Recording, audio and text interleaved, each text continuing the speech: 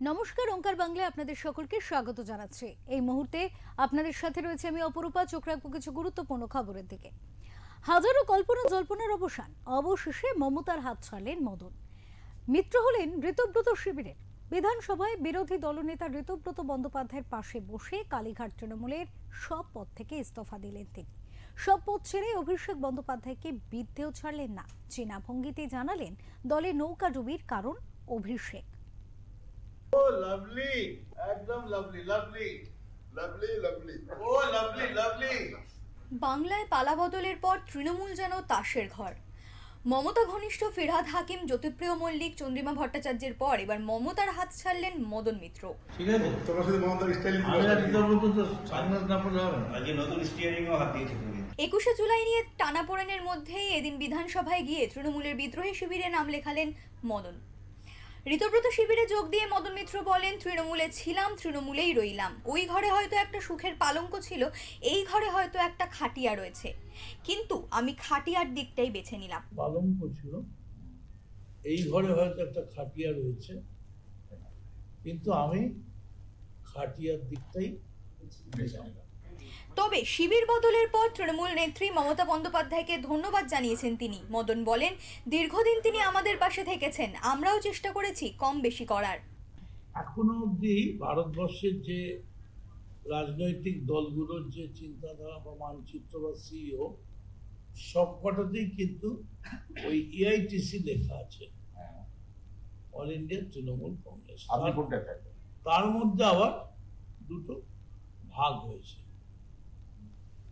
আমি মমতা বন্দ্যোপাধ্যায়ের তাকে সম্মান জানিয়ে, তাকে ধন্যবাদ জানিয়ে, এবং দীর্ঘদিন তিনি আমাদের পাশে থেকেছেন, আমরাও চেষ্টা করেছি কম বেশি করার। আজ এই মুহূর্ত থেকে মমতা বন্দ্যোপাধ্যায় তৃণমূল কংগ্রেসের national committee, chief whip, working committee, party general secretary থেকে শুরু করে সমস্ত রকম পদ থেকে আমি ইস্তফা দিলাম। দলের দুর্দিনে মমতা দলের গুরুত্বপূর্ণ পদে বসিয়েছিলেন মদনকে। চন্দ্রিমা ভট্টাচার্য দল ছাড়ার পর মদনকে এবং কুণালকে রাজ্যের সাধারণ সম্পাদকের পদ দিয়েছিলেন। কালীঘাট তৃণমূলের জাতীয় কর্মসমিতির সদস্য ছিলেন মদন মিত্র। বুধবার সব পদ থেকে ইস্তফা দেওয়ার কথা ঘোষণা করেন কামারহাটির বিধায়ক।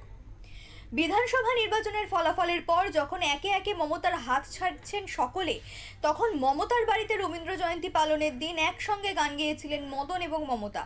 বেদে পান তুলে দে, বেদে পান তুলে দে, মাটি খেলা করিস না, ছেড়ে দে নৌকা আমি যাব মদিনা, আমার ছেড়ে দে নৌকা আমি যাব মদিনা, আমার হৃদয়েতে কাবা নয়নের মদিনা, আমার হৃদয়েতে কাবা নয়নের মদিনা।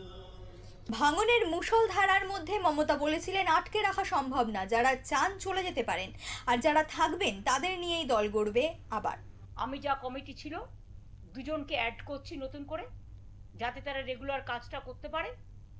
এবং আমার অফিসটাই মনে রাখবেন, তৃণমূল কংগ্রেস জন্মের আগে থেকে এই 30B হলিস্টারের ডিস্ট্রিক্টটাই তৃণমূলের অরিজিনাল অফিস হিসেবে কাজ করত, আজও করে, ভবিষ্যতেও করবে। এবং আমি দুটো জেনারেল সেক্রেটারি অ্যাড করছি পার্টিকে সাহায্য করার জন্য, একটা মদন মিত্র আর একটা কুণাল ঘোষ।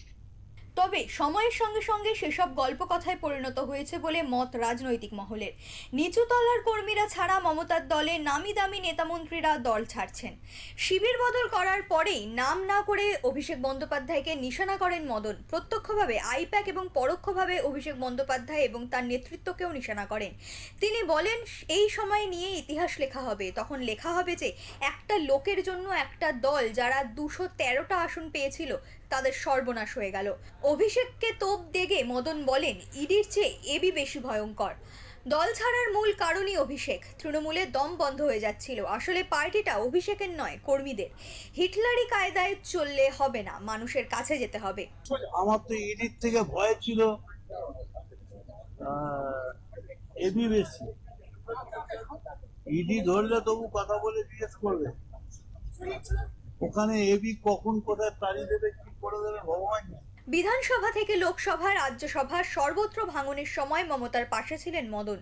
জানিয়েছিলেন গদ্দারি করবেন না, কিন্তু ছন্দপতন হলো মঙ্গলবার দুপুরে স্ত্রী ও পুত্রদের ইডি তলবের পরই। ওয়াকিবহাল মহলের মতে ইডি তলবের দিনই রাতে সন্দীপন সাহার বাড়িতে হাজির হন মদন।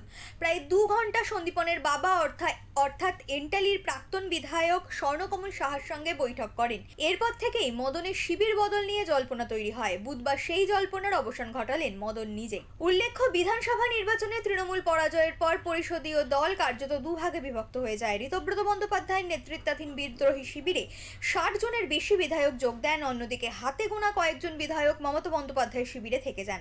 তাদের মধ্যে অন্যতম ছিলেন মদন। তাকে দমদম ব্যারাকপুর সাংগঠনিক জেলার সভাপতি করেছিলেন মমতা।